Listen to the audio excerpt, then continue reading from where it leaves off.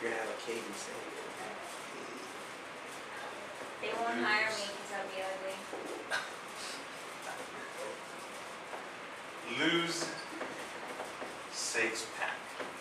Now, something that I do want to point out to you is that if you notice, I even brought it up earlier, a pregnancy can make those goals and dreams harder to achieve, but a pregnancy doesn't keep you from achieving those goals and dreams.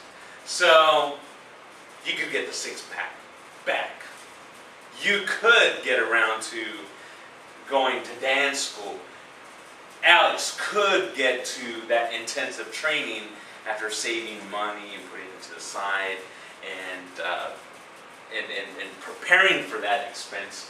But what we want to look at right here is how it makes it a little bit more difficult to accomplish those goals and dreams. So let me talk to you about a few statistics that I think are important for you to know that correlate between teen parents and then their children and the type of life that they lead. So statistics show that children of school-age parents are more likely to be born premature. In addition to that, we see they are more likely to die before their first birthday, that they are more likely to live in poverty, they are more likely to have trouble in school, they are also likely to face some other challenges that would not be faced from parents who are adults. So again, it doesn't mean that it's impossible, it just means that it's going to be harder. Now, let's talk about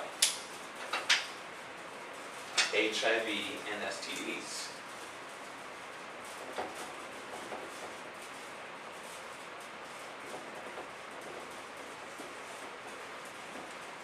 If somebody had HIV or STDs, Alex, and their goal was to climb that mountain, how could that complicate that goal and dream?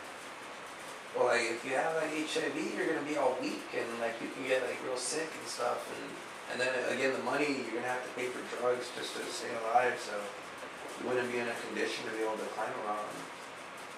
And then STDs, I don't know, it might just be itchy or I don't know.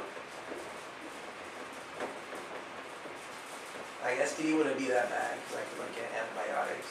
So we're going to say illness / health,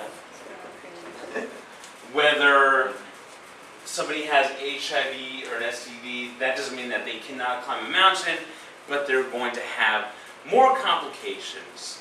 That the question would be, would they have the physical capacity to be able to accomplish that goal? And maybe certain times of the year or certain times of the month, they feel like they are at full strength, but certain times they will not be. So it's going to make it a little bit more complicated to even schedule, to put it on a calendar. Suyin, I said that right this time, yes? All right. Suyin, how could somebody with having HIV or STDs affect their goal if they wanted to become, for example, a Broadway dancer? They might not hire me because if I would get hurt, they would be afraid that I would spread the disease to the dancers. So the health of others. Oh, that one for me too, sir, because I can infect people. Might be good first. Okay, yeah, we can say that can relate to both of them.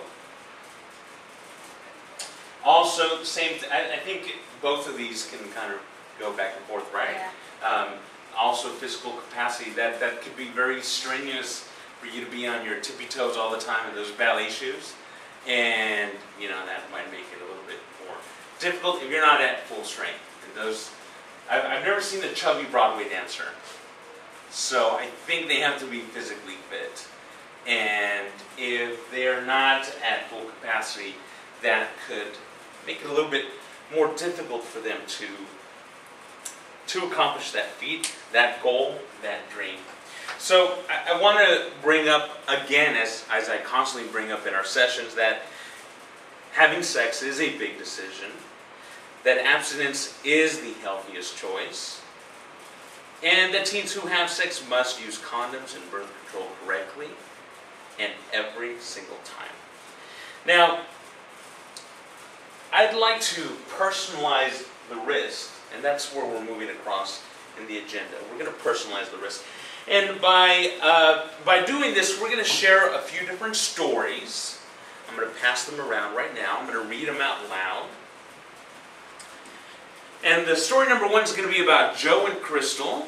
And story number 2, thank you, is going to be about Angela and Terrence. So we're going to break up into groups of male and female. So Alex, you and your group of 4 are going to join there. And Suyen, you and your group of 4 are going to be over here.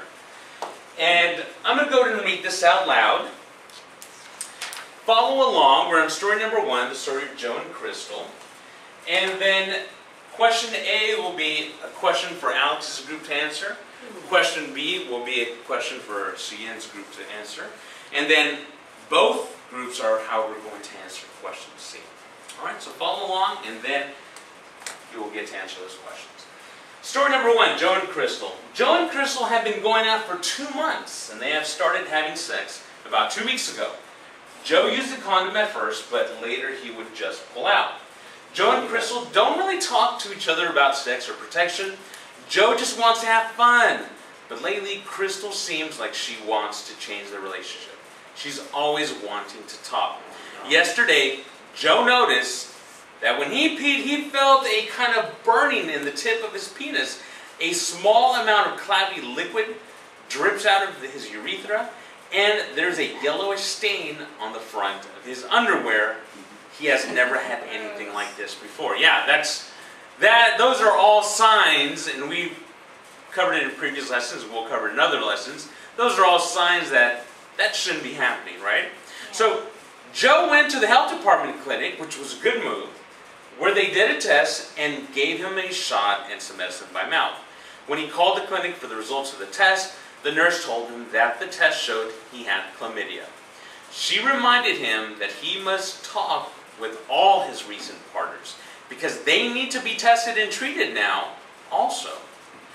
In addition, he must not have sex for at least 7 days and not until all his partners are treated. So Alex's group, you're going to answer A and C, and Suyen's group, you're going to answer questions B and C. And I'm going to give you a few minutes to write those answers down. You can write them on this piece of paper, and then we're going to have some class discussion.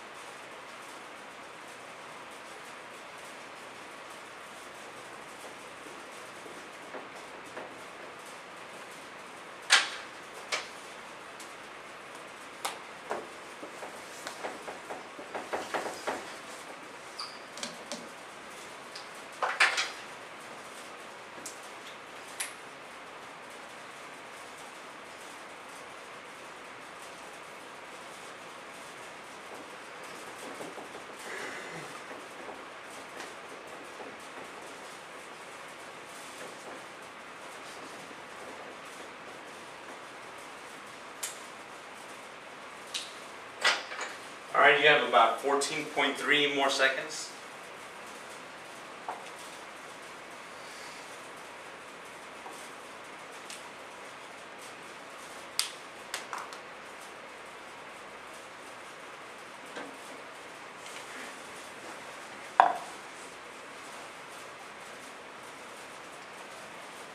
All right, time's up. So let me ask you, Alex. The question A read for the male students. You're going to be talking on behalf of your group. How do you think Joe might feel about having this infection, and how would he feel about having to talk to Crystal about it? He's probably ashamed, you know, and embarrassed about it.